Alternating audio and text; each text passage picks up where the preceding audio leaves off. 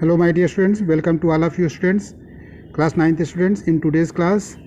Dear students, as you know that we are just going to describe about some special types of organelles. In my previous video I have described some special types of organelles just like Golgi body, Golgi complex, nucleus and cell membrane and all types of cell organelles. So dear students, today we are just going to describe again chloroplast. Chloroplast इसे green colouring pigment होता है जो कि green alga और higher plants में present होता है. ठीक है.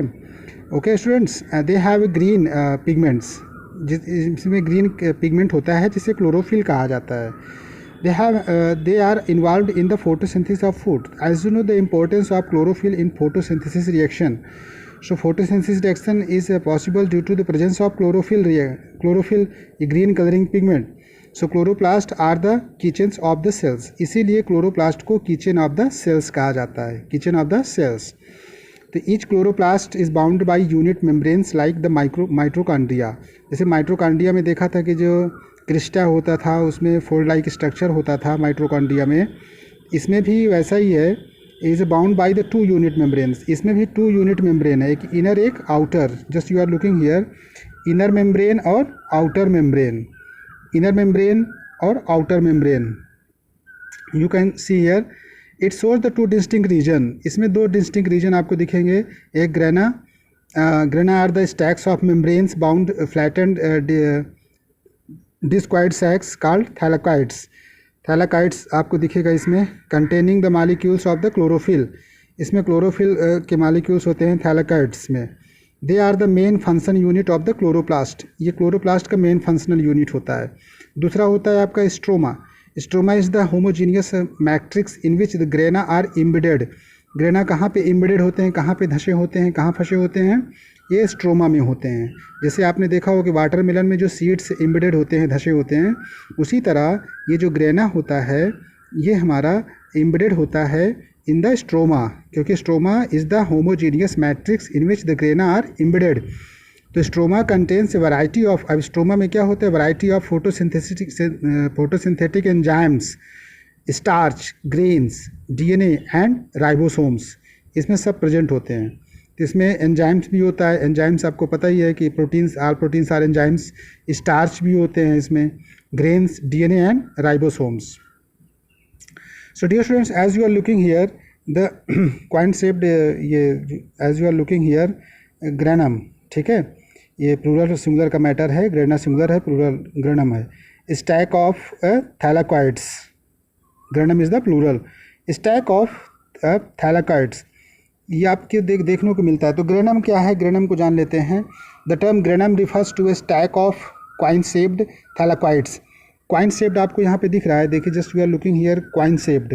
क्वाइन जैसे क्वाइन को ऊपर रखते जाएं ऐसे ऐसे बनता जाता है. तो ये जो स्ट्रक्चर है आपका 3D दिख रहा है यहाँ पे, ये स्ट्रक्चर्स आप देख सकते हो कि ये सब क्वाइन शेप्ड के हैं.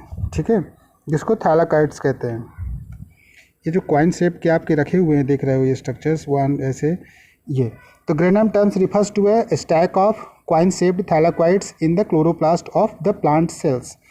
Are there can be few as 2 or many as hundreds thylakoids in a grana. एक ग्रेना में 100 से कम 2 और 100 थैलाकॉइड्स हो सकते हैं. ठीक है, एक ग्रेना में. तो are group of granums and between 40 and 60 grana is present in the plant cells. Plant cell में ज़्यादा, देखो 60 प्लांट सेल में ही होता है, 60 ग्रेना तक हो सकते हैं. तो थैलाकॉइड्स आर मेम्ब्रेनस पॉकेट्स और the structures found inside the chloroplast of the plant sales. Thylakoids contains chlorophyll. Thylakoids में क्या होता है, थैलाकॉइड्स में क्लोरोफिल होता है. क्लोरोफिल क्या है, the pigment used by the plant for the photosynthesis, क्योंकि ग्रीन कलरिंग पिगमेंट है. With in the thylakoids membranous we find 2 photosystems or the proteins complexes. The photosystems are responsible for the absorbing the sunlight to be used in the creation of the sugars. Grana helps in contribute to the chloroplast. Grana क्या करता है, chloroplast grana helps contribute to the chloroplast large surface area बढ़ाता है. अब large surface area बढ़ाएगा तो आपको पता ही है क्लोरोप्लास्ट में जो ये ग्रेना लार्ज सरफेस एरिया का होगा, जितना ज़्यादा लार्ज सरफेस एरिया को होगा हीट उतना ज़्यादा ट्रैप करेगा, हीट ट्रैप करेगा तो ये हीट एनर्जी को ट्रैप करके क्या करता है, फंक्शन देखें, grana is the site of light reactions during photosynthesis while stroma is the light of dark reactions, ठीक है, ड्यूरिंग फोटोसिंथेसिस। अब फंक्शन देखिए इसका क्लोरोप्लास्ट का क्या है, chloroplast trap solar energy and utilise it to manufacture food for the plants. Chloroplast impart various colours to flowers to attract insect for pollination के लिए इंसेक्ट को अट्रैक्ट करते हैं। Leucoplast store food in the form of carbohydrates, starch, fat and proteins. Leucoplast store food in the form of carbohydrates, starch, fat and proteins. We can differentiate between mitochondria and chloroplast. Mitochondria और chloroplast में difference भी कर सकते हैं students. As you have learned about the mitochondria, तो mitochondria का as you have learned about the terms mitochondria as the power house of the cells. Mitochondria क्या है, power house of the cells. तो mitochondria में क्या है, we can differentiate between mitochondria and chloroplast, two organelles. तो we can differentiate by column methods. First is the they occur in the cells of the aerobic organisms. ये aerobic organisms में क्योंकि oxidation होगा तभी food हमारा oxidise होगा। लेकिन ये आरबीसीएस को छोड़ करके, mammalian RBCs red blood cells को छोड़ करके they occur in the cells of aerobic organisms में, प्लांट्स एंड एनिमल्स में, क्योंकि दोनों में एरोबिक रेस्पिरेशन होता है, प्लांट्स में भी होता है और एनिमल्स में भी होता है। एरोबिक रेस्पिरेशन में the respiration which takes place in the presence of oxygen. और यहाँ पे देखिए क्लोरोप्लास्ट में क्या है, they occur in the cells of green photosynthetic parts, जैसे लीव्स पत्तियों का रंग हरा होता है उसी में पाया जाता है। और यहाँ पे देखिए सेकंड में mitochondria, they are colourless. Mitochondria तो कलरलेस ऑर्गेनल्स है, लेकिन क्लोरोप्लास्ट तो कलरिंग पिगमेंट है ना, they are green in colour. Third देखिए the shape of rod like, क्योंकि उसका शेप कैसा होता है माइटोकॉन्ड्रिया का, रॉड लाइक शेप स्ट्रक्चर्स जिसमें फोल्डेड फॉर्म में क्रिस्टे होते हैं। They are generally disc like in outline. अब क्लोरोप्लास्ट में डिस्क लाइक आपको दिखा आउटलाइन में, जैसे आपने देखा थैलेकॉइड्स में। फोर्थ देखिए inner membrane of each mitochondria is throne into folds called cristae. अब देखिए inner membrane of each mitochondria is throne into folds called cristae. अब देखिए माइटोकॉन्ड्रिया में जो फोल्डेड फॉर्म में क्रिस्टा आपने देखा था क्रिस्टे, तो उसमें तो फोल्डेड फॉर्म में है, लेकिन the inner membrane form flattened sac called thylakoids. अब इसमें फ्लैटेंड सैक्स टाइप का होता है जिसे थैलेकॉइड्स कहते हैं।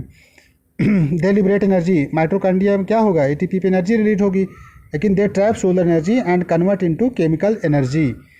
फिर माइटोकॉन्ड्रिया की ओर देखिए, they perform oxidation of food, लेकिन आपका क्लोरोप्लास्ट क्या करेगा, they synthesize food for photosynthesis, क्योंकि फोटोसिंथेसिस के ये फूड सिंथेसाइज करता है। फिर देखिए माइटोकॉन्ड्रिया में दे कंज्यूम्स O2, क्योंकि ये O2 होगा तभी ऑक्सीडेशन होगा, रेस्पिरेशन। O2 होगा तभी तो हमारा सेलुलर रेस्पिरेशन होगा, एरोबिक रेस्पिरेशन एरोबिक ऑर्गेनिजम्स में। तो ये ऑक्सीजन को क्या करता है, इनटेक करता है, लिबरेट क्या करता है, CO2 माइटोकॉन्ड्रिया। लेकिन आप क्लोरोप्लास्ट में क्या होता है, उल्टा, क्योंकि क्लोरोप्लास्ट में CO2 की कंपलसरी है, क्योंकि they consume CO2 and liberate O2। Plants हमको O2 नहीं, ऑक्सीजन नहीं प्रोवाइड करते, और कार्बन डाइऑक्साइड लेते हैं to make their own foods. Student as you are here looking there, the next is the vacuoles. Vacuoles क्या होता है, तो dear students nature and occurrence, तो वैक्यूल्स आर फ्लूइड फील्ड और solid filled and membrane bound spaces होते हैं। They are a kind of storage sac. इनको storage sac कहते हैं। जैसे आपका कंप्यूटर देखो, कंप्यूटर में क्या होता है कि उसमें एक रिविन साइकिल होता है उसमें, क्योंकि वेस्ट जो ऐसी चीज़ें होती हैं जिसको हम लोग रिविन साइकिल में रख देते हैं, तो वो वहाँ पे रखा रहता है। ठीक है स्टूडेंट्स, तो उस तरह अगर हम लोग देखें तो वैक्यूल्स हमारे वैसे ही हैं जैसे रिविन साइकिल्स। इसको स्टोरेज बिन्स भी कह सकते हैं टू द सेल्स।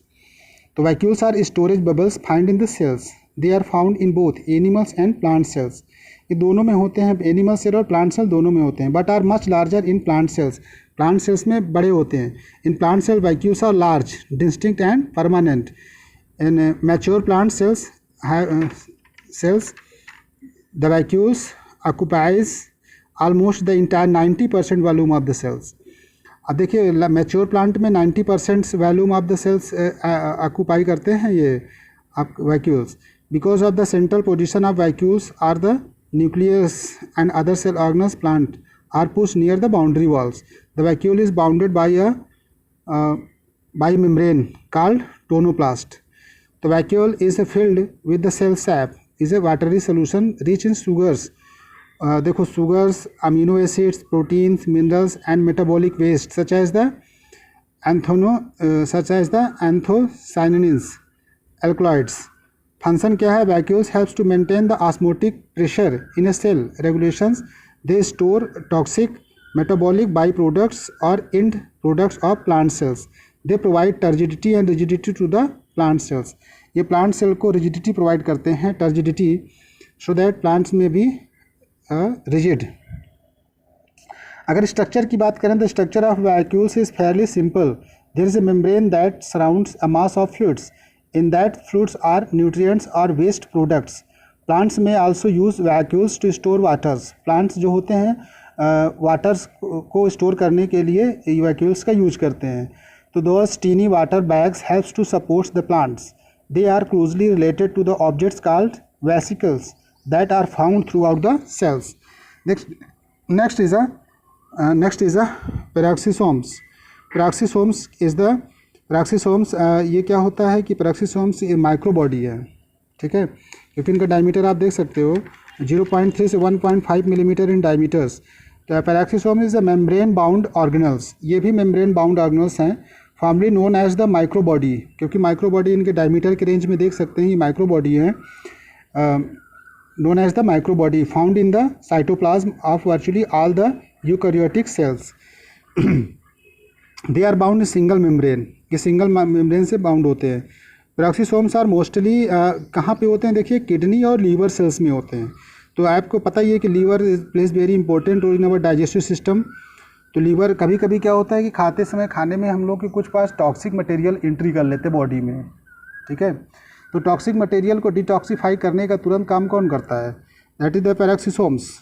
तो inner contents of peroxisome are fairly granular but sometimes catalase core is visible by the electron microscope in the center of peroxisomes. This crystalline core is the crystallized protein called catalase enzyme.